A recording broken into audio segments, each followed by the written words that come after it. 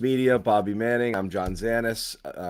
It's a Saturday edition, which means nobody else is here. No one's going to join us, Bobby. We're the only ones who work Saturdays. Jimmy Toscano, he's gigging. Josue Pavon, still eating barbecue out in Texas. And that's it. So that's what we got. But a lot to talk about tonight. This could have been a sleepy, boring kind of, you know, ho-hum game. Spurs are the Spurs and they're missing people. And it honestly should have been a sleepy, ho-hum, boring game. Celtics were fully loaded, locked and loaded here with their, you know, full complement of players. And it looked like it was going to go that way. And then the Celtics just came out and friggin' stopped playing basketball in the second half. Stopped doing pretty much everything they were doing in the first half and let the Spurs in the game. And some questionable decisions late by Joe Mazzulla and some hero work from Rob Williams. So a lot going on, a lot to talk about. But Bobby, where do you want to start? I mean, obviously easy to start at the end here. The two things that stood out to me the most: getting Rob Williams back on the game was the right idea, which is what Joe did. Getting him into the game and then leaving Derek White as the point guard, removing Malcolm Brogdon, seemed really silly to me.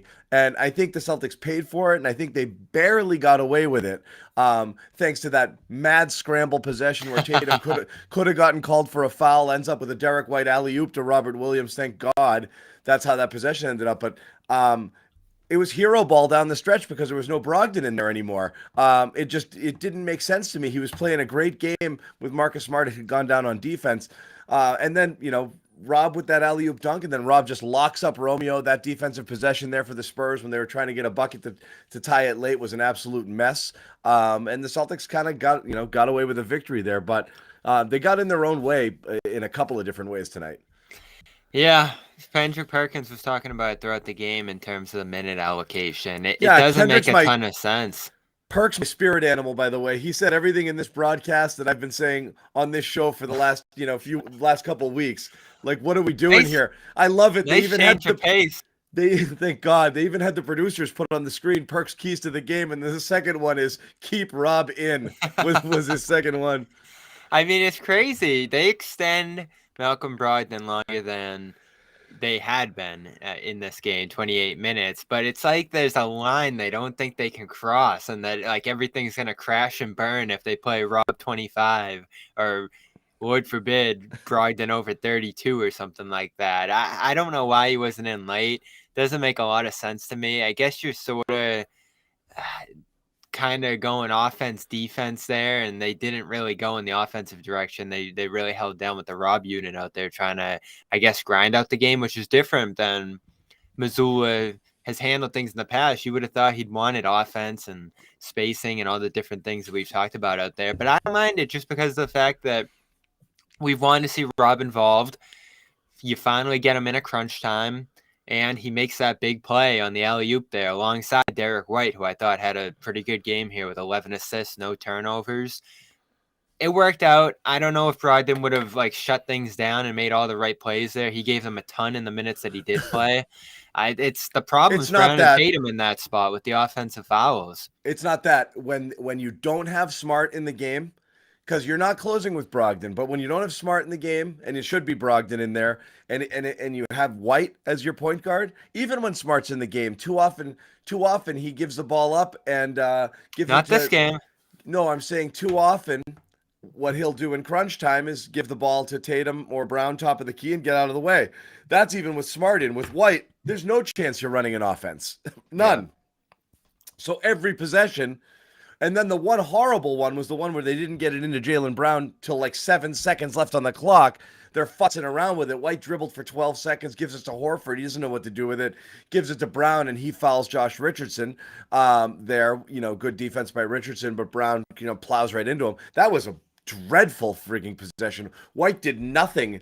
I'm not getting on him here, but it's like they didn't get into anything on that possession. And then every other one was just give it to Tatum top of the key and get out of the way, for the most part. So that's what happens when you don't have a real point guard or a point guard who you're going to let run your offense. You're stuck with the ball in Tatum and Brown's hands, and they're just going to kind of go hero ball. Sometimes it works, but sometimes you get yourselves in in trouble. But that's when they got in trouble in the second half, Bobby. They kind of came out and they stopped doing what they were doing, and it just turned into hero ball. I find it odd that I'm saying this, but it was too much Tatum and Brown again in this game. Like they got their numbers at the end, but just too much of those guys in the second half there. Instead of kind of working and fighting for that, for better shots. They're taking them early in the clock, just kind of forcing a lot of hero ball shots from Tatum. And again, they're phenomenal players. They're going to get their numbers and it's going to go in. But I don't know it helped them. It definitely didn't help them in the second half. Yeah, and we've talked about Brown's diminishing playmaking. In that spot, it shows. I know the shot clock's running out, but in other moments That's down the tough. stretch Tough there, spot. in other moments down the stretch there, you're seeing the clock tick down, and these guys just sort of look up and have to make a last ditch effort there. The Spurs were well prepared to kind of draw them into some traps in the half court and get them in some difficult spots to score from. I thought they played pretty good defense on this one, especially in that second half. But the Celtics bailed them out. I don't think the Spurs were in great position to protect the rim in this game, and it was jump shot city in the second half. Both third and fourth quarters, they score fewer than 30 points there. This accumulated over the course of the entire second half. This wasn't just a couple plays or a lineup at the end of the game. It's their approach. They fall asleep. It started right after halftime. Just a horrendous start to the third quarter. They turn it off in an instant. And this has been a problem throughout this road trip, is their waning effort at times, and certainly the connectivity all of it was bad. Diminish. The connectivity just is these sloppy, wait, are you here or are you there passes? Are you running or are you stopping? They couldn't get on the same page. They kind of had the vibe of like, guys who'd never played together on some of these, in some of these possessions. But again, it's just like I said, it's like you said, just hero ball, just letting guys get by you. Not switching, not helping. I mean, the Spurs got it. I forget about just offense and the hero ball stuff in the third quarter. Spurs got easy looks. They were getting in the paint easily, and that's why Perk was crying for Rob. It's if these guys are gonna let. You had that little moment, Bobby, right? That 2.5 minute stretch of double big starting lineup in the first half. Yeah, right before halftime. Right before halftime, and it was like, there it is. And Rob's energy is really infectious there because he's moving all over the place. The threat of him is always there. Spurs did a good job trying to get him on switches and get him out to the top of the key, but he's still kind of there, and it's just kind of moving. And his ability to guard guys on the perimeter, which we saw him just lock up Romeo. Even on that Richardson shot, he almost got him, but Richardson almost held got up him. and got him Blocks in the air. three, gets the whatever, but like you saw it working there, and you saw the defense, and you saw that vibe. Oh, like, oh my goodness, this is tough. And so then in the second half, just nobody was playing that type of defense. They're just kind of standing around. Guys are just running towards the basket. And that's, I think, why Perk starts crying for Rob. It's if these guys aren't going to stop them from getting there, at least have a deterrent waiting for them. And that's what they said last year. Rob covers up for the times where we do kind of let down a little bit or lapse. We know that we got the big guy back there to bail us out. When you don't have the bailout, you get these layup drills that you got, for portions of this game in Oklahoma City last week. When you're not putting up enough resistance and not moving well enough and swarming like you did last game, the guys on the perimeter and keeping them from getting into the paint as easily as they did. They got into there really easily. And Romeo, if he had a little bit more finesse, could have had 20-something points because he missed quite a few up at the rim, but he was kind of getting there. And I ended up finishing with a decent stat line because, he had a couple of putbacks and did score a couple of buckets late. But yeah, just that waning effort, Bobby. I don't, here's the thing. You can have waning effort as long as you kind of clamp it down for money time, whenever you absolutely need it. But when you see the Celtics, these two games are a little. This San Antonio team's missing half their team, and you let up just for a little bit, and then it's a dogfight the rest of the game. And Oklahoma City, you let up, and they're without their best player, and they beat the tar out of you. That means that the Celtics are a little bit more beatable than we thought they were. Yeah, for sure, particularly through some of these lineups. I mean, the defense, because they should still be able to roll this team with like 12 good minutes. That's it. That's all you should need. Yeah, for sure. And they did let the Spurs get downhill with relative ease. You saw it after that stretch I talked about out of halftime.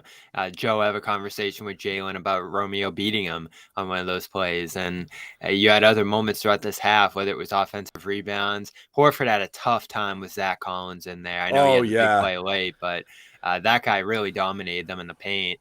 And even on the perimeter, you had Richardson breaking free for shots. You had even disconnectedness on that last play where Rob tied up Langford pretty good. If Langford hesitated and unleashed after Rob jumped, maybe he could have gotten a decent look off there. But they still allow a wide open three to Sochan on that play Right. on the other Not great. side. Rob Yeah. Rob locked it down and everyone was standing around like, nice job, buddy. But like everyone forgot to do their job after that. And they still ended up with a better shot than you would have wanted to see, because that should have been a mad scramble and a heave at the basket with the way that,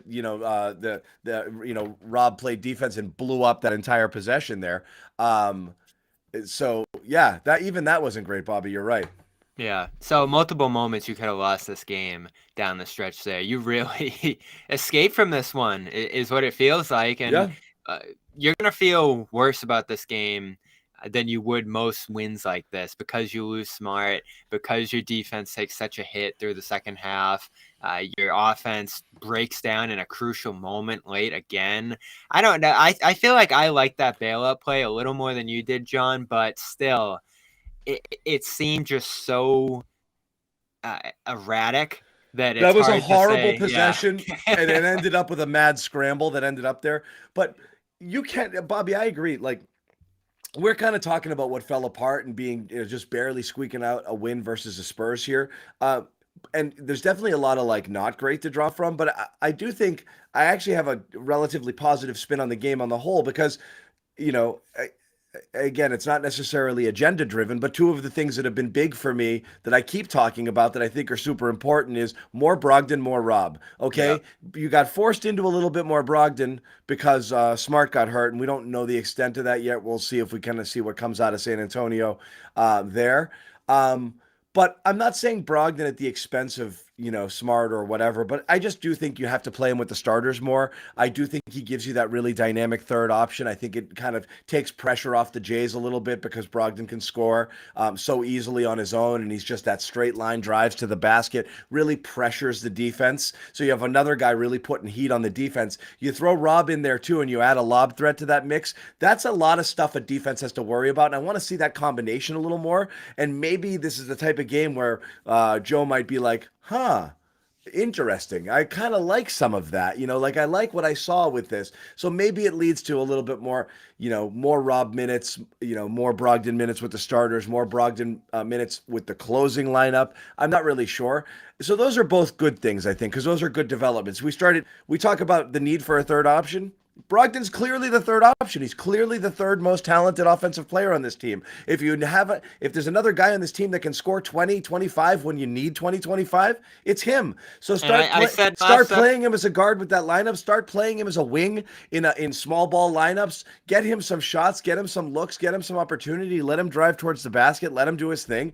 But his minutes have to be, there's too many 19, 20, 21 games with him. His minutes have to be 27, 28, 29, 30. He's got to be playing starters minutes coming off the bench. It's really weird to see him and White in the 19 to 22 range sometimes, and White oftentimes ahead of him. I don't understand that. It's one thing to have a Brogdon talent on your bench. It's another to not use him. Yeah, and foul trouble forced Joe's hand in the last game to flip those Horford Yeah. and Grant minutes Yeah. and flip the Wade and Brogdon minutes because of Brown and Tatum's foul trouble in that game. So you ended up with some different looks in that game where there's some three-guard lineups that look good. You certainly got to look at double big in this one again. Just different places Joe can go, I think, to start to mix some things up. I think he was hesitant to make some changes early in the year because of the enormous amount of success they were having. But you're getting Totally. some data on other things now that make you think it's time to shake up these rotations a little bit. Less Hauser, I think, is warranted, but you do have to question why they're keeping these minutes down. And hopefully we'll start to get some answers on this stuff because, when Damon Stoudemire was coaching, he sort of talked about the limitations that are on Rob, and you didn't hear that from Joe. You haven't heard that from Rob, certainly. So I guess there's a minute limit on him. Like, I can't figure that one out. Brogdon, I asked him probably about a month ago what's up with the minutes there, and he's saying if he needs to turn it up minute-wise, he can if they feel they need to in spots. So they are managing him as well. And this is another game where you wonder, did they underutilize him a little bit? You wouldn't love to tear through him if you're gonna want those minutes later in the week in some of those bigger games like Brooklyn and Chicago coming up when you should be handling the Spurs. So this thing I just feel like caught up with them late in this game. I mean, they lead 11 with 6 minutes left, right? If they expanded that to 20, you suddenly don't need either of those guys in crunch time, and you were sort of trying to figure out what was the better route to go in that spot, and they probably made the wrong decision in this spot, but luckily the guys who were on the floor figured it out. Al with a big play on the free throws, and Rob with the big defensive play, and Tatum even hitting his free throws and everything else that they did down the stretch there. It's not great, but it's better than a loss. Yeah, it's not. But again, on the whole, the things you want to see, the things you need for this team to succeed, and this is why I'll put the positive bow on it. We've seen this team have its effort wane. That's annoying. You want to see them clean it up. You understand doing it at the end of a long road trip or end of a road trip against a crap team, taking them lightly. That's understandable. A lot of teams would do that. So I don't love it, especially over what we've seen over the last 3 weeks to a month. But again, I'm gonna remember this game for Brogdon being the type of player that you think Brogdon should be, and that that you can get in, night out, and that Rob is just starting to do Rob things left and right. This is definitely like we've waited this long to talk about it. It's definitely the Rob game. I mean, this is the game where the second he gets on the court, you see his impact it's immediate. The whole you talk about Jalen and energy changing. Rob is a total energy changing player when he gets on the court. Everything seems to change. Yeah, everything changed. You see certainly the rim running and that great play, probably one of the plays of the year where he finds Tatum cutting off a slip on the opposite side. They put the ball in his hands a little bit on plays like those to make some stuff happen. And offensive rebounding, not something we focused on with this team, but we're starting to see the difference of it returning to the discussion here. They were a top 10 offensive rebounding team last year. This year, bottom 10 without Rob. And now he's back, and they're all of a sudden a force on the glass again. Several plays throughout this game got saved by him falling. Grant on that fake handoff. A couple of different putbacks throughout this game, and he finishes with 11. He makes rebounding look so easy. It's unbelievable. Yeah, and that started last year. Yeah, I mean, it's amazing, and it's not because he doesn't box out. He's not physical. He doesn't get great position at all. He's one of those classic, like, I'm just going to kind of lightly put my hand on you and just feel where you are. But he just jumps so quickly. He gets off his feet so fast. And isn't that great? We weren't sure if that was going to be back after the surgeries, and it's there. He snatches them out of the air before anybody else has a chance to get up for him. That's the thing that he does. He's also such a great double jumper. Like, to see him. This isn't a totally underrated thing that you don't hear talked about a ton, but his ability to both contest a shot, go up, land, and go right back up for the rebound off the miss is really incredible. Sometimes, of course, he can take himself out of position, but sometimes he can get right back up there, jump so fast, even after having left his feet and come back down. And it really is amazing. He should be starting next game. Like, cut the crap. Like, this guy's your third best player. He shouldn't be coming off the bench playing 20. Like, listen, if it's medical stuff, fine. We don't know it. But he should be starting. And I get, you talk about rotation. I understand it if you want him to close. If you're worried about minutes and you want him to close, I understand not starting him there, but they haven't been closing with him that much. In fact, he's just been coming out. So that's what I'm talking about. You're not even sure if he's going to close. Yeah. So start him. I mean, you got to get him the reps with the guys. I was running the numbers after the Denver game. I think he's only played 7 minutes a game with Smart, 5 minutes a game with Horford. He's getting like 14 minutes a game with Tatum because of the bench rotation there, but he's not playing enough with the guys that you're going to want him to play with in the playoffs. And then we've talked about the carryover effects on Horford, who continues to look shaky on this road trip because of mounting minutes, I'd imagine. You're managing a couple of different guys there. And yeah, you don't want to kill Rob, but if you're playing him light minutes, you're dumping those on Horford and killing him. So you got to find some balance there. Maybe you go small with Grant and run him a little longer. I feel like he's been underutilized even tonight. But they got to shake out some rotation things right now because you see the flow of this game. I know I haven't been the Rip Joe guy, but it felt like the rotations and the flow of the game really hurt them in certain stretches. He had, I mean, the most egregious being at the end when Brogdon came out of the game. That made no sense. Especially when they got on offense, right? Yeah. Because he's been a bad defender this year. So you understand maybe playing some offense, defense there. You had a couple of timeouts to work with as well in that spot. They had to use one actually when they got Brogdon in and he almost threw the ball away. Just a frenetic, rough final few minutes there. And again, 6 minutes left. They lead by 11 and they start holding the ball and slowing things down. I know.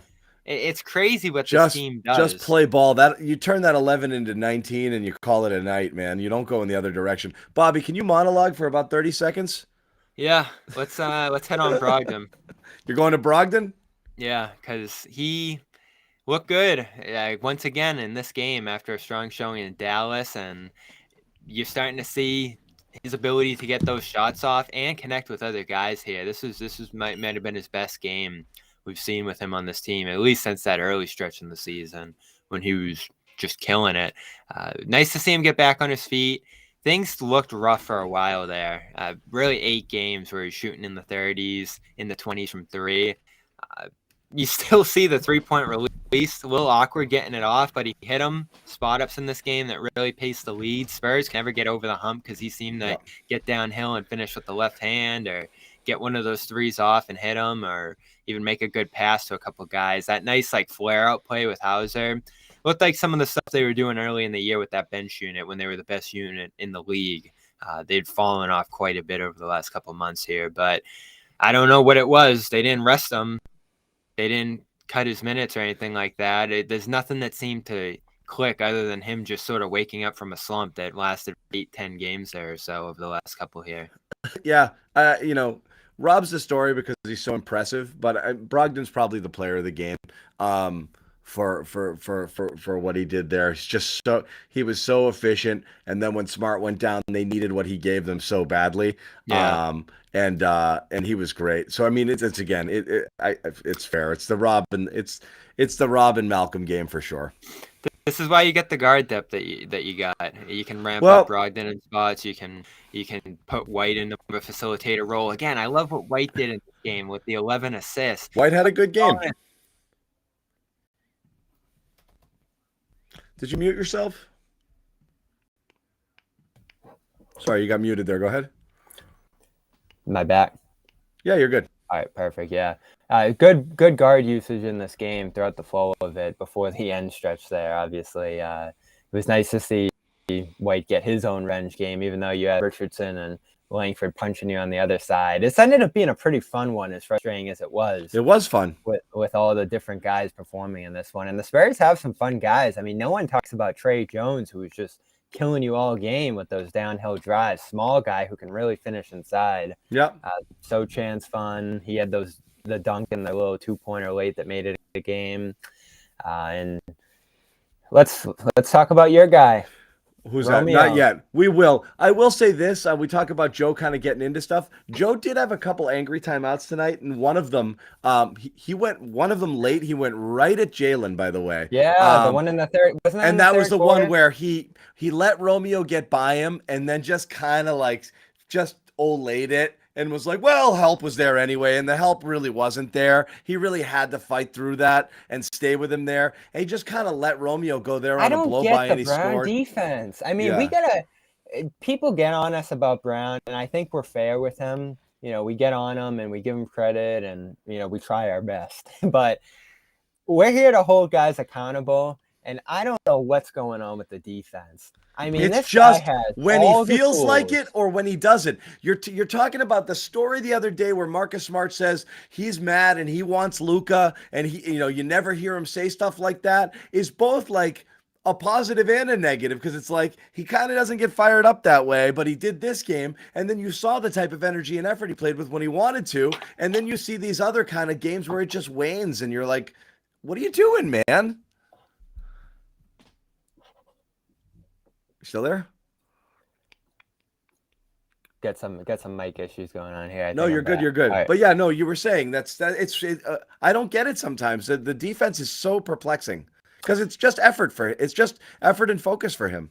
Yeah, and it's shifted a couple years ago, I think, when they started switching more, and that's the excuse you hear sometimes is that he does want to lock in on one guy, and maybe it is some frustration on his part for not playing a style that he wants to play defensively and that he succeeded with in the past, because we've seen him be great defensively. I think we've seen him be at his best when he can lock in on a guy like Luka in that last game or Durant in that Brooklyn game where he had 4 blocks. It's there, which is what makes it all the more frustrating. And when you talk about these lineups where you could have 5 guys that potentially allow you to play some of the best defense the league has seen, to have him slipping up at spots, it's frustrating because they're putting him on the MVP ladder. You see that the key MVP ladder. He's in that 9-10 slot the last couple of weeks. Jalen? I know he's scoring 1 million points, but if he's not going to be who he can defensively, he shouldn't be in the MVP.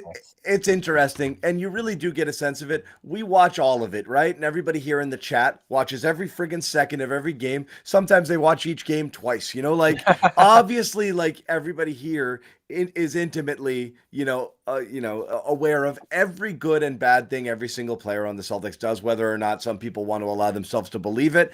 Everybody knows because they see it. Nationally, the rep, Jaylen Brown's rep nationally is still a lockdown defensive player, because that's kind of what he was before he developed his offensive game. That was more what, if not a calling card, more what you knew was the reliable facet of his game, while he started to develop other things. And then obviously his shot started to fall and he started to get really good there. And he was, starts attacking the basket. But like the defense was the thing that he was supposed to absolutely do. And he kind of stopped playing it, not stopped playing it, but he's been inconsistent with it and really had a bad defensive year this year. But you still hear every national broadcaster and, people like, well, what separates Brown also, in addition to getting the points, is his defense. I'm like, I just don't think you guys watch the games, because it's on and off. It's on and off. It's there when he wants it, but it's not there all the time.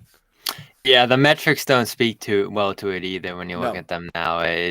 It's slipped over multiple years, and you hope that it just hasn't become a habit that he's I don't think he was ever great, but he's an athlete, and an athlete with effort can be a good D guy. He's just never been that. He's never been that fully.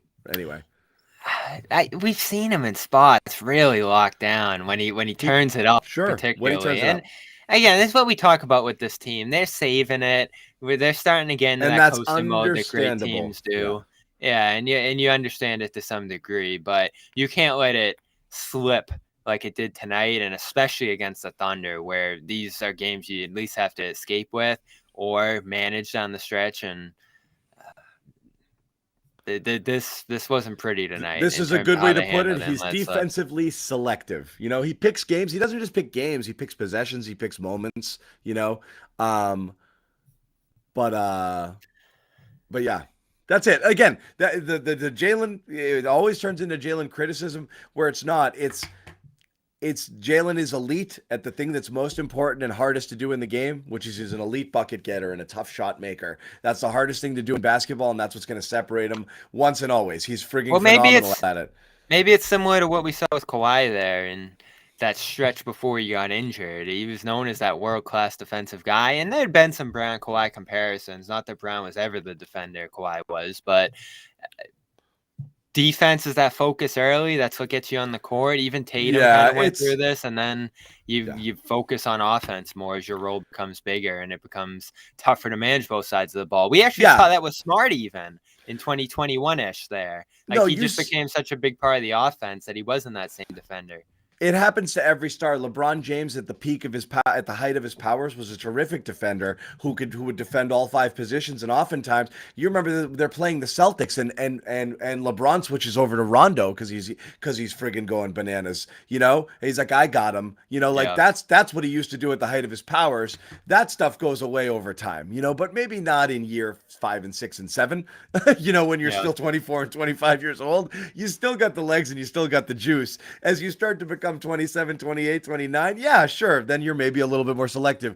That maybe the downside to having this much success this early in their careers is, they still have, they have the mentality of 10 and 12-year veterans with the experience of 6 and 7-year guys. So whatever, it is what it is. But again, it's game 30 something against the Spurs. Like, these are the games you expect to have, some waning effort. Something we're obviously going to hit on in this game. Bobby tweeted that it was going to be the entire show. It's not. We are going to talk. We didn't realize it'd be that fourth quarter. we didn't, because we thought we'd be talking about a blowout. So there's plenty in the game to talk about, throughout. And certainly we want to talk a little bit about Al Horford here, and the conundrum the Celtics are running into. They did run him into the ground with a lot of minutes early when Rob was out. Too many minutes. Many of us said, "What are you doing, Joe?" Many of us said. A lot of people were very concerned with the 35 minutes a game for someone. He is starting to look his age a little bit here, and you really want to start bringing his minutes down, and you want to start getting Rob's minutes up, which I do think is a reason why you're going to have a difficult time with that double big dream lineup and really only able to play it a few times a game, because you really got to play those guys one on, one off, I think, because both of their minutes are concerns, right? You don't want to go too deep with either of those guys. I think you want to peak Al at about 26, 27, 28, and it looks like you're trying to keep Rob between 22 and 24, which really means they can only have 5, 6, 7 shared minutes total in a game. And that's what it is. But I do think you got to start thinking about reducing Al a little bit here as well. We're going to talk about that. We're also going to talk about, as we said, the Romeo Richardson, Derek White scenario, and what we thought. One game doesn't decide it all, but it's still always an interesting conversation. But first, we're going to tell you about one of our sponsors, Athletic Greens. Great way to kick off your year, especially if you're going to kind of start things out on a health kick here, by going to get Athletic Greens, a supplement that is honestly one of the best out there on the market. It's been one of our partners here at the Garden Report for a while. I know several people who watch this show and listen to this show have supported it so far, so we do appreciate that. We all use it here on the Garden Report. It's great for optimizing your immune system, better gut health, more energy. You don't have to take a million pills and vitamins. You just have it right there. 75 high quality vitamins, minerals, bang, cup of water, and you're done. As we said, all of the health benefits there, but it's also just easy to fit into your lifestyle. You do it in the morning and you never have to think of it again. It's diet friendly. Doesn't matter if you're paleo, vegan, dairy free, gluten free, has less than 1 gram of sugar, supports all the things we talked about: sleep quality, recovery, mental clarity, alertness. Highly endorsed product. Athletes, celebrities, medical professionals, 7,000 5-star reviews. So now is the time to reclaim your health, arm your immune system, convenient daily nutrition. To make it easy, if you go here, athleticgreens.com, AG1 is going to send you a gift, and we're going to send you a gift. You're going to get 5 free travel packs with your first purchase and a year supply of vitamin D, which you totally need. If you go to athleticgreens.com/garden. Also, you get one of these, a phenomenal t-shirt. There's a form you can fill out. Just let me know that you ordered the product and we will give it to you. Someone might also put it here in the chat for you that you can fill out, submit your receipt, and come and get some. So Bobby, what did you think first off about Derek White? Played well. We know what Derek White is. I think we have enough of a background to understand Derek White. If Derek White went out and had a horrible game, it doesn't alter this conversation. But you are now seeing Romeo Langford playing more minutes in San Antonio. He's starting. I know they're out guys, but he's been, since his last whatever, he's had a million things that have kept him out at various times this year. He's now playing fairly consistently, and he's playing fairly effectively. He's not a star, but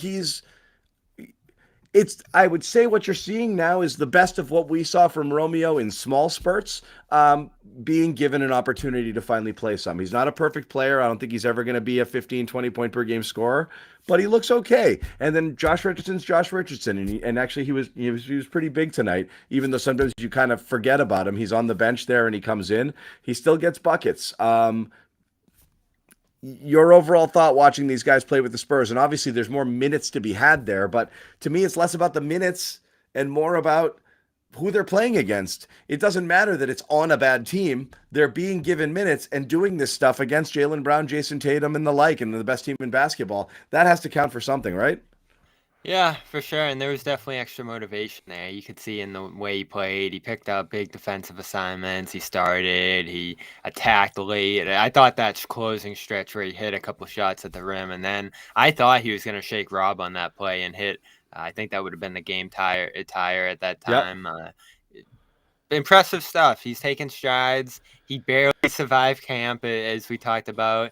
It looked like he might have been on the verge of getting cut there, and now he's had some big games that have put him in the mix to be one of the guys that they maybe hope for some stuff from here. He's not going to be someone that they build around, but you have defense. You have a defensive wing.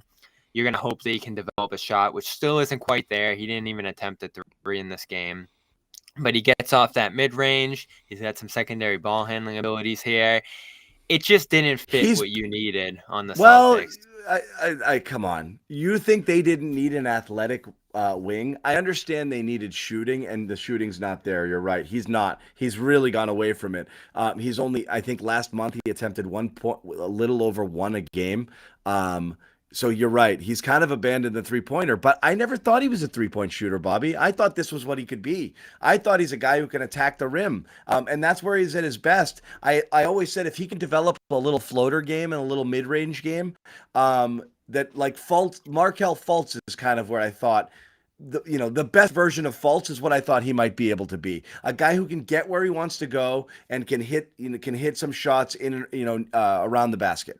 And then play really good defense. I never thought he was a shooter. Yeah, but then you add in the inconsistency and the injuries, and he's not a great playmaker. He'll do it in spurts. So you're sort of talking about this wing who can maybe get off a mid-ranger from time to time, isn't a great finisher, doesn't have great physicality.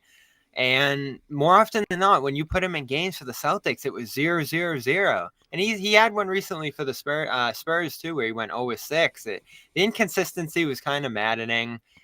I don't think you could wait around and even funneling opportunities. I just don't think it was going to happen. So I was thrilled when they finally made that move because they needed a White who doesn't solve all their problems offensively, but does have the ability to calm some things down and fit their defense at an even higher level. Straight question. Derek White last year made them better than what they would have had most likely, even though Richardson ended up finishing the year really doing a good job and shooting extremely well.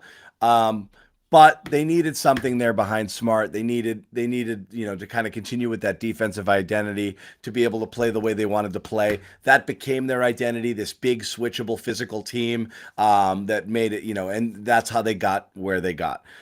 Now, knowing that you have Malcolm Brogdon and Marcus Smart, I'll be honest with you.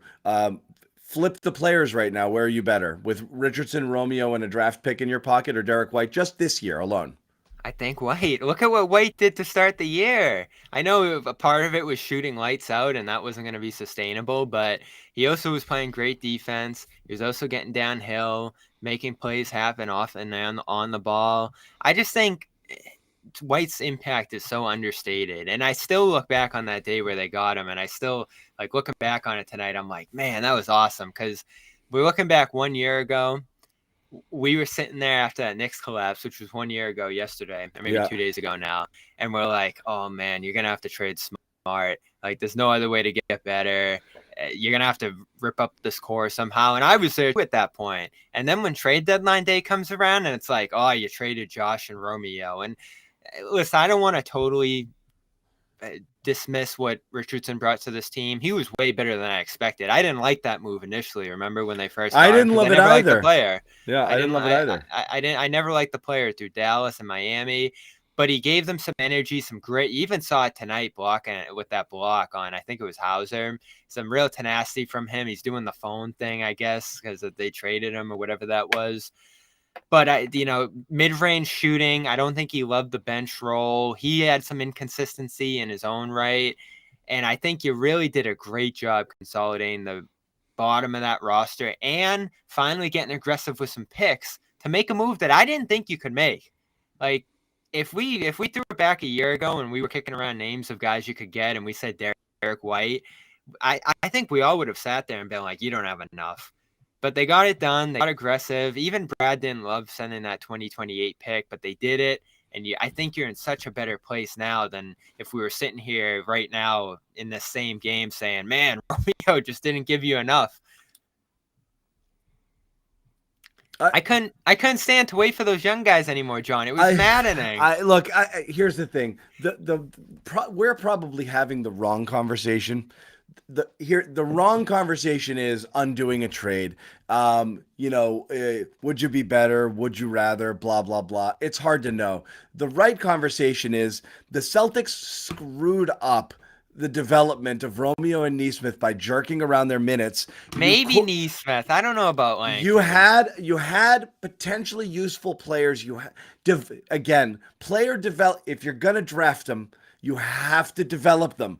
You just have to wait. You've got to take lumps along the way. That's the problem when you're a really good team picking in the lottery. It's really hard to find minutes for these guys. So that's what it is. But you got to grit your teeth and suffer a little, hoping for the payout down the road. And the payout is either they're good for you or they're good, show promise, and then the returns are even better than what you get, and they're not throwaways in a deal. We all know that the deal was about getting off White's salary, getting a draft pick, Romeo and Richardson, who they can clear out after this year and clean the books. That's all they wanted. You didn't trade the player. The player was thrown in. That's a waste of an asset. So I'm really bummed about the lack of development, because I wish we could have done a parallel universe where Nesmith and Romeo played, where the one Celtics team was bad all year and Nesmith and Romeo played 30 minutes a game. So by the end of the year, you'd have a good idea whether or not these guys can play at all. The problem is 21 because you had it there and they didn't recognize it. But we'll never know. Even we struggled to recognize. It was like, this team just made the East Finals. What are they doing down at the 7th seed? But they sat there all year, and that's who they were. That's with who the they roster they had. And they chose to play Tristan and Tice and those guys over Langford, and especially Nesmith that year. His rookie year, he missed his summer league, not really a preseason. They all had a rough camp, time of it. Yeah, and he just got buried on that roster. And then I thought Ime gave him some shots early that next year. He obviously had a full offseason, summer league, and all of that. He had a great summer league coming into it. Pritchard too. But every time you gave these guys opportunities, it's not like they never got them. But you put them out there, and they would just flop so bad. They were bad. They were bad, Bobby. No one's going to deny that. It was hard to watch at times. They had to show something. When Rob went out there, as limited as he was in 2020, 21, you were like, man, you see some flashes here. But you never saw it with these guys. You're right. He's a physical freak. I'm just thrilled 1 year ago. We were debating, try to improve, try to take those steps, or just play the young guys and go development. I'm thrilled that they stayed the course and bought aggressively. Maybe, but this is an interesting point. Bain is always the one that got away, obviously, because you threw that draft pick away for nothing. And also you had a shot at him and you took Pritchard instead. But you do wonder, would Bain have developed here? Or would they have friggin' scrapped him too, He's a better player than these two guys. I think you look back on those picks, even with what they're doing now with opportunity, they're playing fine. Like, it's nice to see Nesmith scoring 10 points every night. I think he's shooting like 49% from the field. Langford's having these solid games, but they're role guys, even on these bad teams that they're on. And I'm thrilled that they're going in the right directions, but there are never going to be guys who move the needle here. You needed reliable veterans who you knew what they were going to give you. And it's great having Brogdon here. It's great having White here. And you hope you can even continue to consolidate some things, which I wrote about yesterday, and make some more moves to stack this roster with reliable guys. Because you're still looking at Hauser and saying, you're giving Hauser opportunity now. I think they're starting to make some of the changes you're looking for, John. They've developed Grant. They pushed Rob last year. We'll see what happens this year. But they are starting to even generate a guy like Cornette, who they build up through the G League system. So they're starting to hit some younger players. How much are you paid to sneak in Cornette at least once per show? I'm just throwing examples out there of guys that they played and developed. The odds of Cornette getting into this post-game show were very small. Hey, it's been a mixed bag, and I think that's the case with most teams. We look at the Memphises and we look at the Miamis, and we're like, why can't the Celtics be like them? It's not easy when you're picking at 14, but when they've picked in the top 10, they've done a brilliant job, and they've gotten the ones done that matters. And those were That's crucial 100% misses. right. That's 100% right. And I do agree. And I think when people talk about hits and misses with drafts, I do think you're missing. I think they missed the biggest aspect of that. Yes, Romeo is a miss. And yes, if you had hit one of them, if you had hit, you probably have a title right now. you have a title right now. If you had been lucky enough to hit with Halliburton or a Hero or a Bane or a Maxi in one of those spots where you drafted these guys, or two, geez, you could have had two of them. Oh my God, you're talking about something real. That's fine. It didn't happen, but that's fine. The biggest thing, the biggest key to the drafting is hitting massive home runs when you've got that big pick, and obviously finding diamonds in the rough throughout. Robert Williams is a diamond in the rough. From where he was picked, you're not getting players of his impact that often, even though there have been some recently.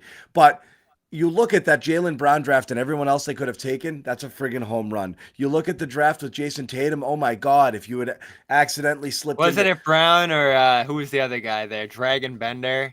And yeah, oh my you God. Tatum or Josh everyone, Jackson? yes, everyone was talking about Dragon Bender, oh my God, You dodged some real. Those were not easy picks. The Jalen Brown pick was a very difficult pick to make, because that draft, after the beginning, after the first two, was just filled with landmines. You obviously had Simmons and Ingram, which everybody wanted. The Celtics, womp, got the 3 pick, and there was a massive teardrop between those first two and that. But you're right. It was Bender, and you know why? And again, for people back, everyone knows Jalen got booed. I don't know if everybody knows who the Celtics desperately wanted them to take. Murray? It was Chris friggin' Dunn that people wanted them to take. And one of the reasons for Dunn is whoever they were talking about in a trade, the other team wanted Dunn. And it was like, just take Dunn and trade him, because you were talking about rolling that into something else. They wanted Dunn, Oh my goodness. And of course, Murray is a hit in that draft a little bit later for sure. But it was, and then Hield went at 6, and he's a fine player. But I mean, you were talking about Marquise Chris. Oh my goodness gracious. There were some other guys in there, but that was it. It was that you were feeling it was going to be Dragan Bender or Chris Dunn. And the difference in your franchise between taking Brown there or whatever, and obviously everybody knows with Tatum what would have happened if it was Fultz or Ball or Josh Jackson, God forbid, which is another possibility. I mean, you can bust these things horribly in that spot. It's not just getting not the star. You can look at Trae Young and say, God, they should have taken Luka, but Trae Young is still a massive hit.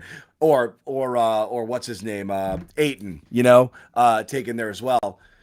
But you can miss badly there, and when you do, that's bad. So they've made huge wins there.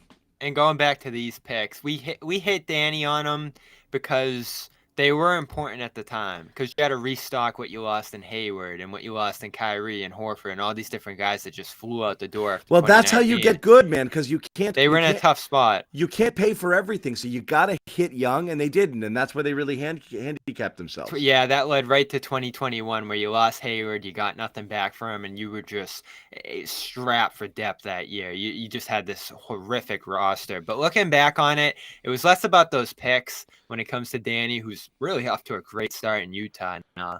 And it was more the Tristans and the Jeff Teagues and even the Kemba signing ended up being a disaster. You still wonder what happened there as Dallas waived them the other day. You just stacked up so many questionable moves in the last couple of years there. The only reason the Celtics are where they are is because they hit on Tatum, Brown, Smart. If you don't, you're dead.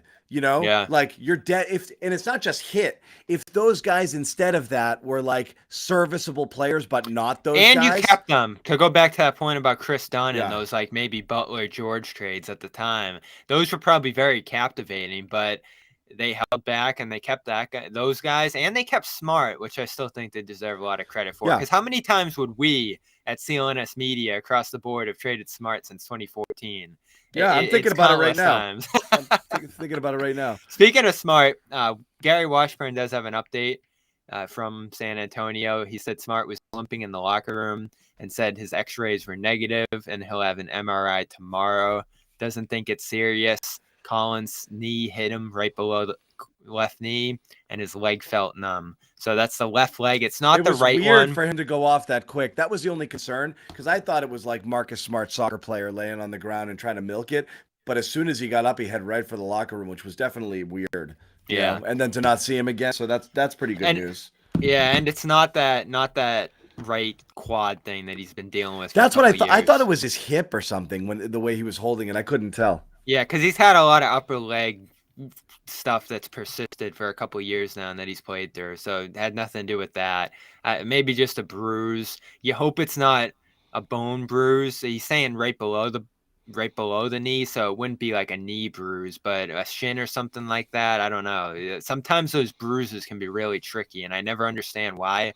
I've never gotten an injury like that, but guys can have some weird bruises that persist and cost them some time. So you do see the impact of not being out there in the fourth quarter. Every time he's not playing, you see things get a little less organized. So you hope he doesn't miss some time here and further impact some of the offensive issues that they've been having since December began. Yep, no doubt. We do want to continue the conversation. We got a few things we want to talk about before we wrap it up, but we do also have to tell you about another sponsor. So just sit tight, and we got more basketball talk ahead. And that sponsor is Rocket Money, and we're welcoming another sponsor. So guys, get used to it. We gotta pay a lot of bills here, but.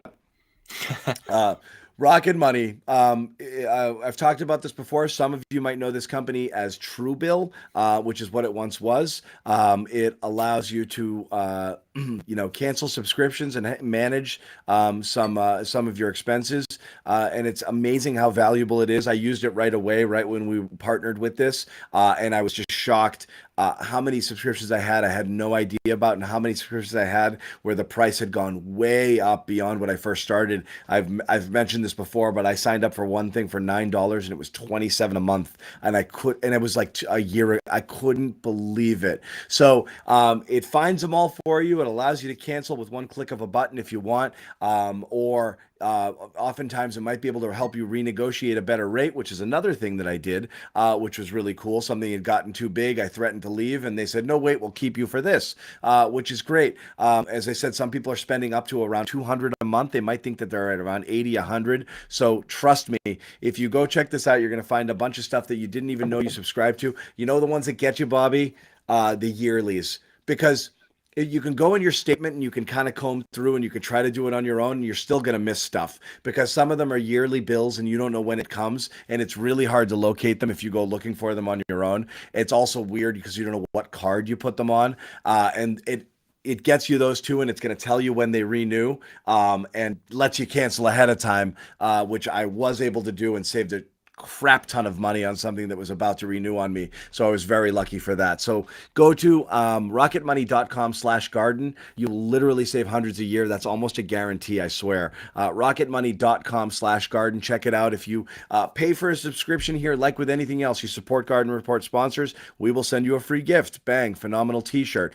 You just have to do it through the rocketmoney.com/garden URL, or else they don't know it came from us.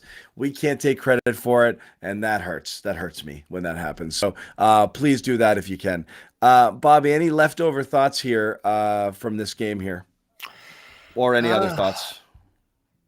We didn't hit on Tatum. What do you think of his game? Still a little jump shot heavy. I thought, you know what? 18 to 26. He hit some mid-rangers. He hit the big one, the go-ahead one late.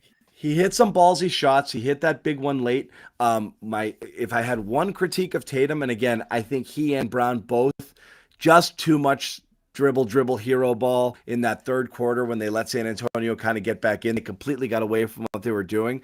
My problem with Tatum, the only critique, because I actually thought I thought he did fine. I just thought he had to move the ball a little more.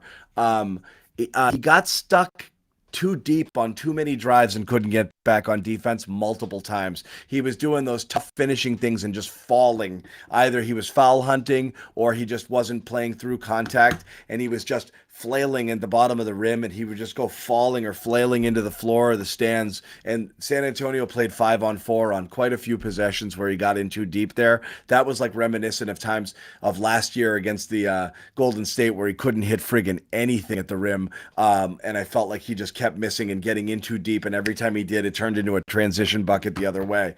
So that happens to him sometime. He goes hard. He gets a little bit wild. I don't know if he's trying to exacerbate the contact a little bit, and he just goes flying out of the play and he can't get back into it. Yeah, and defense from him too. And the defense wasn't great. He had a couple of blow-bys. Yeah, you want to see him reach a higher level there, because when we talk about this MVP race again on the but he was pretty locked in most of the game. I just did a couple of things, but yeah, he had a couple of things on the defense. Yeah, and we're holding him a high standard because he's gonna have to compete with Luka and Giannis and Jokic and all these different guys who have emerged alongside him in the MVP race there. Durant certainly has been playing defense at a high level this year, blocking a half per game and playing some big man roles and some perimeter roles as well for a Nets defense that's emerged. Can't wait for that game on Thursday, by the way. He's in a tough race right now. So you said this, John, him scoring 30, showing up like he did tonight, kind of a ho-hum 30. It's becoming more the norm. I think he's starting to hit a lot of the marks offensively you're looking for, especially driving early in games. The guys can't really stop him. He was good. He was great going to the basket. Just a couple times in that second half, he just kind of got a little bit wild with it, where I just think, again, everything is a byproduct of how the offense is playing. When the offense is moving the ball and you're getting the ball and you're able to, before the defense can set, when you do get by your guy, it's much more likely that you're going to have a clean look at the rim. But when you're playing that ISO ball, the entire team knows you're coming, man. And it always ends up being a tougher shot for him. And those are the ones he has a tougher time finishing. And those are the ones where he kind of falls out of that play, or he's trying to, foul hunt where he's not getting as good a look at the rim. But when he plays fast and when they're moving the ball and he's quick and decisive, oh man, he was just getting by people all night. There was a great play where he beat Jones off the dribble and then he powered through, I think it was Collins at the rim. So he had the speed and the power there on that play. Only 5 free throw attempts in this one, but he's been floating around 10 for about a month now. Yeah. Continues to dominate offensively. The one thing with Tatum, the 3-point shooting efficiency has gone down year over year last 3 years, but the free throws keep ticking up, and obviously he's getting to the basket. Mid-range ticking up for him too. You get closer to 50%. So him and Brown are hitting the right marks there. Brown, go back to him. Lethal early with that shot, getting it off even on fadeaways, kind of that little bump and fade move he loves to do in the post area there. They're fun, but you do start to see teams load up on them and keep them away from the rim late in games and make them pass, and he ended up with some of those more frenetic possessions late. Yeah, exactly. It's just a little out of control, and when it's out of control, because like I said, it usually leads to bad things. It's a miss. The problem for them, John, and then going the other way. The problem for them, and we asked Grant about this at one point over the last couple of weeks after that Warriors loss. I think you saw the Warriors, and it'd be interesting to ask some other teams stuff like this and get some perspective. This is something Jeff Goodman would probably do. Did the Warriors kind of put the playbook out there for how to slow these guys when it comes to luring them into some of their bad habits? Yes and no. Yes and no. I actually just think the Warriors are it's so high level what they were doing on defense, both with the individual defenders they had on the court with Draymond and Wiggins playing really well, but just how they were playing and how connected they were. You can have the blueprint and the playbook and not be able to do what they did. The Spurs couldn't do it here, but a lot of people can. But most people try to do exactly that, which is pressure Tatum and Brown, throw multiple people at them at the point of attack, and then make them make plays, because it's not what they do. It's actually stunning to me when that help or somebody doesn't come at that point of attack with either of those guys, when they just get clean paths to the basket. It's like, make them beat. Well, that's where Missoula deserves some credit, because Tatum isn't drawing the double teams he did a year ago.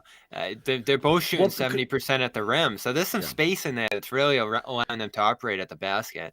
So I don't get how much of that is based off of the early season where the shots were falling, so everyone had to kind of sit back and stay in on the shooters, and they couldn't cheat and they couldn't leave them. I mean, if I'm any team, I would just sell out and just throw bodies at those guys all day long at the point of attack as they start getting downhill, and or blitz them, and get them away from the basket and make it so they get late in the clock on the possession and they've got to play iso ball with 7-8 seconds left on the clock, which you've seen Tatum struggle with sometimes. He gets going and then bang, he gets pushed way out, then he's got to find his way back in against some good swarming defensive teams. And screw it, make those guys be playmakers if you think they can, and then make the other guys make the shots. I would live and die with the Celtics with that all day long.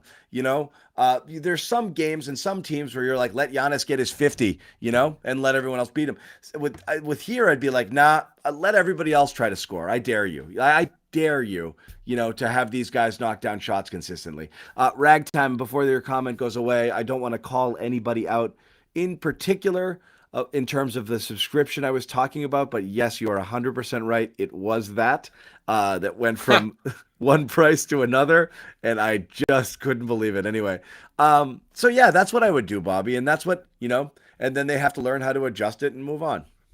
Yeah, and the formula's out there when they do go against those great teams. I mean, this is what's going to be the Celtics' downfall if they do fall short of a championship this year, is that offensive execution, especially late in games. And again, to throw it back a year ago, they've come a long way from that, where they had one of the worst net ratings in the league in the fourth, and they would just melt down game after game. But some of those habits are still in them. And it feels like they're always going to be in there, John. We talked last year, are they gone? Early this year, are they gone? And they return. So it's just something they're going to have to manage. Every team has weaknesses. I think, we don't compare some of their struggles to others around the league. Milwaukee, some other groups, Miami has gone through it at times this year. Every team kind of goes through it in terms of dealing with their weaknesses. Celtics have fewer than other teams, but they do have that one big glaring one in terms of facilitating, especially in tense spots in close games. And they've gotten better at it. You just got to hope that they can execute more consistently in those spots. And again, it's probably tough to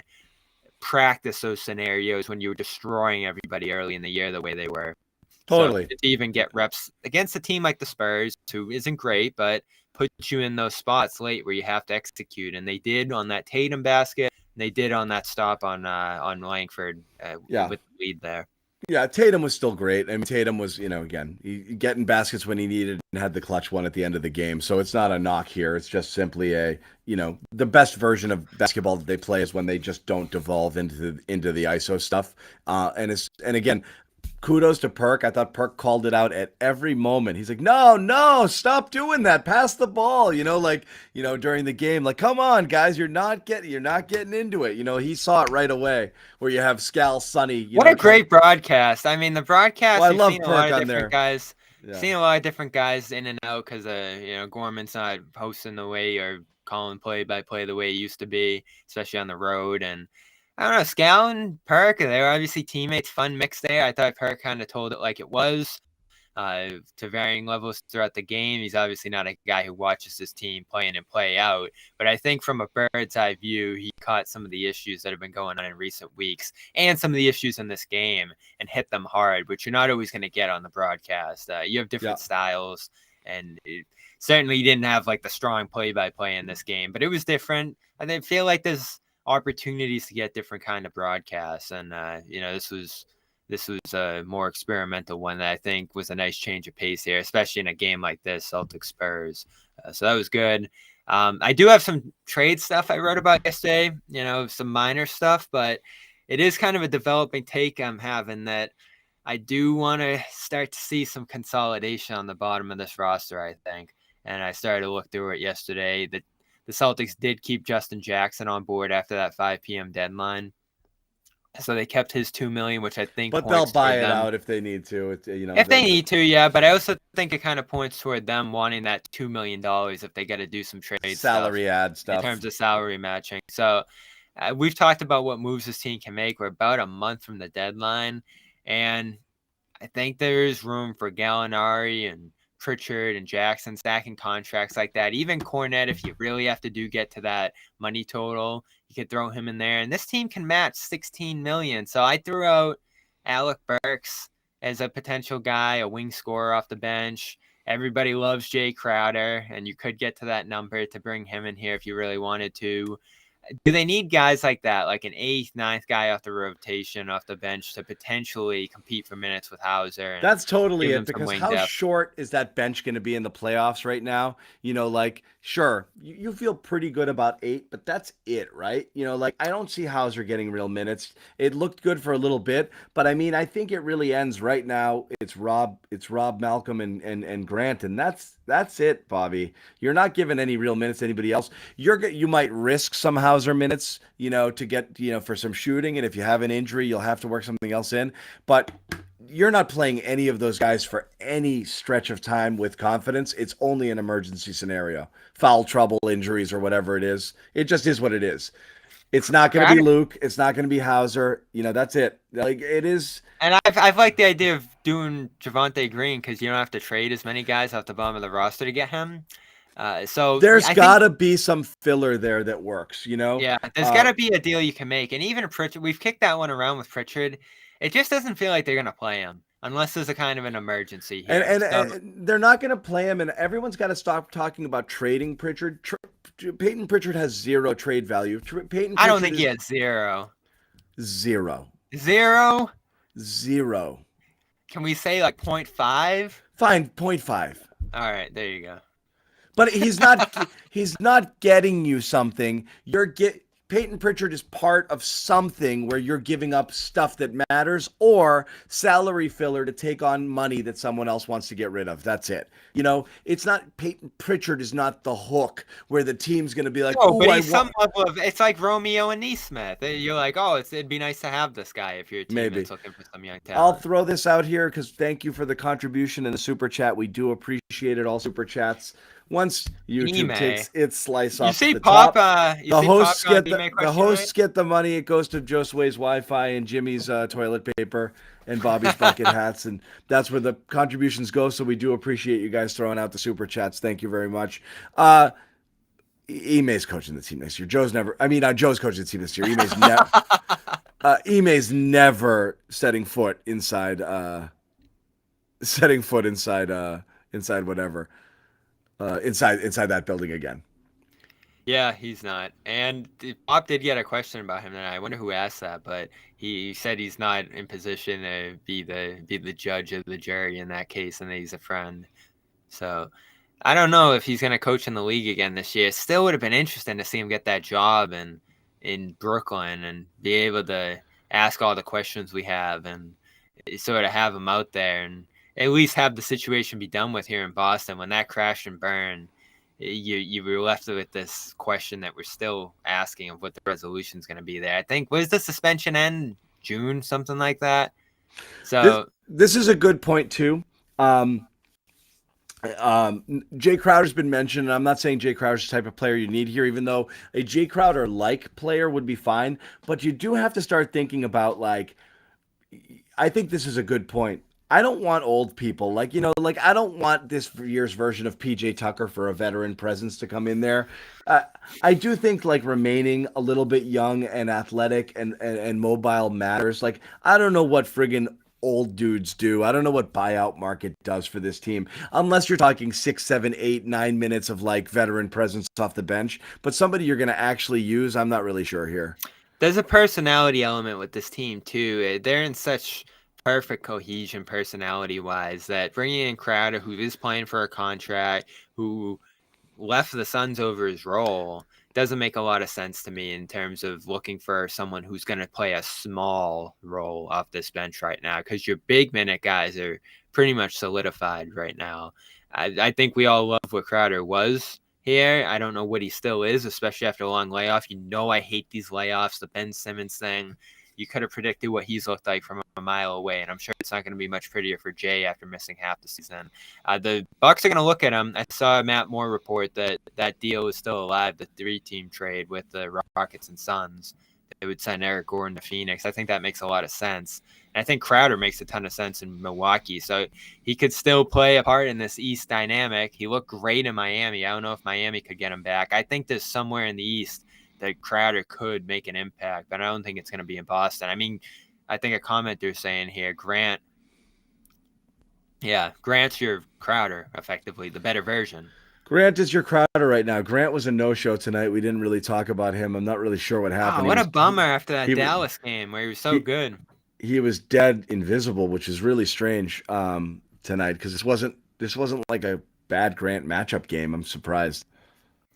Everyone loves that name PJ Tucker too. Like I don't know how he became like the staple of this masterful four guy who's so good at defense and makes such an. I watched the Sixers and the guy. It's like playing 4-on-5 because he doesn't do anything offensively. I hear That's you. a terrible deal. I've never been a huge fan, but it is what it is. Yeah, he's paying. He did for win that. a title though. Grant's paying for that text message right now. You know. Hey, you know what? It was a tough road trip. What did they go? 2-2.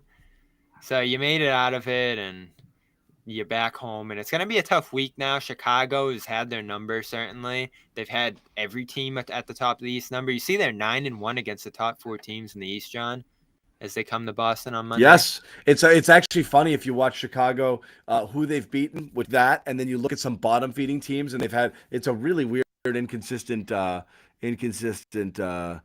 We know they got a tough team on paper. Look, so. You went 2-2 on the road trip, and this is everyone makes that the record on the road trips doesn't matter. We did the same thing when they went out west, and they're like, if you told us they would finish 4-2 on a West Coast road trip, it doesn't matter. It's what happened there, what happened during it. And how they lost and how they looked. So yeah, they went 2-2, but they really played one good game against the Mavericks. Well. They really got dominated by Denver, and they got their friggin' doors blown off against OKC. And then tonight against this team to sneak by a win, this is a bad stretch of basketball that the team's still mired in. They have not quite figured it out. It looked like they snapped out of it a little bit for a couple of games, but not all the way back. It's still pretty friggin' inconsistent. So yeah, they got it. We had that, that conversation about what Joe said during that timeout. Like, all right, what we're doing now, got to do this all the time. Like, whatever, like last year, the formula for success when they play at the top of their game and they do all of those things and they move the ball and they move without the ball and connect it on defense and they're active, they're really, really, really hard to beat. And they should be coming into form right now rather than experiencing these ups and downs because, you're working Rob in, he's starting to look healthier, and this is as close as you're going to, we'll see what's going on with Smart, but you should feel pretty good about where you're at right now. Yeah, if Smart, real quick, I'll ask you, get your thought here, and then one closing question. That one on Thursday is the big one against Brooklyn. So you want to be hitting your stride entering a game like that. That's probably going to have some consequences seeding-wise atop the East now. That looks like you and them are going to be battling for that top seed. I think the top seed matters because you get such a weaker opponent round one, usually 1 versus 2. We saw that last year. Yeah. So that matters. I think holding off this run that Brooklyn's been on matters. I'm really excited for that one, and we'll obviously be out there as well. But you got to get through Chicago. You got to get through New Orleans without Zion. So there are a couple games where you're hoping to be awake, as well as Charlotte after that are going to be similar to this one, where you just have to show up and play your game, and you should be able to get through it. But they've had a tougher time, as you said, Joe's message there. Doing the things that make them look great and not getting bored with that. I was actually just scrolling through the YouTube channel, John. Yeah. Watching like an old press conference and procrastinating a little bit. And it was one from Ime like a year ago. And he was saying, we can't get bored with the things that make us successful. It's almost the exact same message we're talking about with Joe right now. Yeah. And it's sort of the downfall of this team at times is they just get away from what they do best. It's human nature. Everybody does it all the time. I totally get this team getting bored, but things can become habit forming. And also, you don't want to get frustrated with each other because you got a team that like gets one another and has a good thing going, and the vibes are described as being really good in that room. So you don't want to go through patches where you start because the worst thing you can do is feel like people aren't given the effort you're giving or don't have your back. Like I said, talked about those Jalen comments, but we got to do a better job helping each other out. Those are the things that derailed, a couple of seasons ago and early, last year that they would say and be like, these guys are not vibing right now. Isn't this another one too? The free, that just goes to show lock in. You're gonna hit those. These are great free throw shooters, and they're missing some. Even that Tatum one at the end of the game, that was a big miss, and they got the offensive rebound after. But I don't know. They're letting go of the wheel too much in spots, and it's not That's a great, good way to put it. Especially since they've had such recent examples of how badly that can go in Oklahoma City and on that last road trip and even the last homestand there at times. So you just want to see, can they blow someone out? Yeah, but again? the problem is, Bobby, like, it's hard to fool yourself, right? Like, you can come out of that Oklahoma game, feel pretty shitty about it, recognize that, like, yeah, this would be bad if I kept doing it, but I'll be fine. And even if you do it again, you'll be like, all right, that's the last time. But when you know deep down you can kind of get your way out of it, that's fine. As far as the free throw shooting, technically speaking, Brown's having his best free throw shooting year, I think, ever, maybe. Ever. I'd say so. Yeah, I'm looking it up now. Yeah, he's 80%, or 79.5. That's better than he's been, which is around a 75% free throw shooter the last 3 years. Was in the mid 60s prior to that. So that's something he's improved on. I do think those like are kind of like, like moments in close games when they do miss one and you're like, come on, man. But the numbers actually say that they've been pretty solid. And we've had some games, Bobby, where they're like 20 out of 21 as a team. So actually free throw shooting, I don't think has been a great concern. They get there a ton. Yeah. And we don't give them enough credit for that, I think. And of course, the throwback to the headline of this game, Rob playing at the level he is right now is super encouraging. So mixed bag on this trip. I think 2-2 describes it well. Yeah. And now you're going home for a little while again, which is going to be good. A couple games here. Totally. We're going to wrap. We're back on Monday. Most of the crew, we'll back at the Garden. I think it's been 2 weeks since we've been at the Garden. I know, Bobby. Bobby's getting itchy. So we're back at the Garden. Real quick, shout out once again to our sponsors, Athletic Greens. Okay, I didn't even show you the shirt I got on. Yes. That's what you get, guys. Athleticgreens.com/garden. If you go there, you get this terrific supplement here, 75 vitamins, minerals, scoop of water. You're done. You don't have to go chasing a million different pills and vitamins. But make sure you go here, athleticgreens.com/garden for a free 1-year supply of vitamin D. 5 free travel packs. Gives us credit for the sale. And it's also going to get you a prize, which I'll tell you about in a minute. And obviously, Rocket Money, formerly Truebill. Get this. Get all of your paid subscriptions that you don't want anymore canceled. Rocket Money will help you do that, save you hundreds a year. I guarantee it. Canceling all of those unnecessary subscriptions. But again, rocketmoney.com/garden. If you pay for a membership there, submit your receipt. There's a form in the description of our show here that you can find that you can fill out, and we will send you that phenomenal t-shirt, which we don't need. Bobby can just style it for us. Bobby, give us a good look at it right now. Once again, here we go. Yes. Phenomenal. So we'll check that out. But again, thank you guys for hanging. AG1, so how much is it? It comes out to about $3 a day, which again is probably less than a single kombucha at this point. So it comes out to $3 a day. It's well worth it.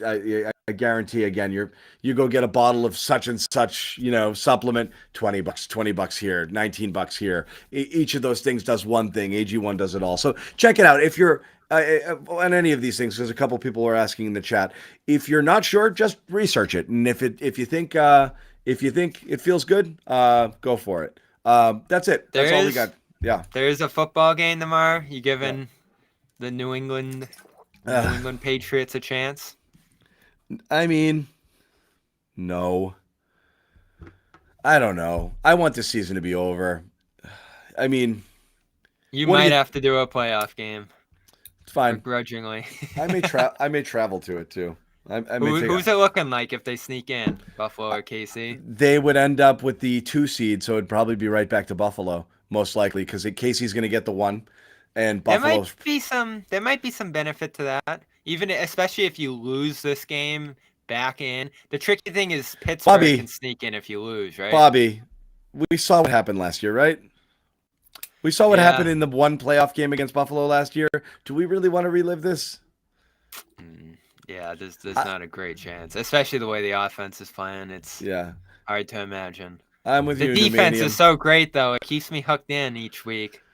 They've been pretty good. It's going to be ugly here. But whatever. We'll see. We do have post-game coverage, so check that out over on our Patriots channel. And obviously, the offseason is almost as interesting, if not more interesting, than the regular season. So there'll be lots of stuff to talk about there as well. But we will see. Obviously, we will have Patriots coverage tomorrow, tons of Celtics coverage on Monday with the entire crew back at the Garden. I agree with Not a this. little love for the Pats and the Cons. Pats suck. Good show, fellas. We'll take it. That's as good a way as any to close it. Thank you guys for hanging out. Celtics win this one. We do appreciate it. And we'll see you guys again on Monday. Good night.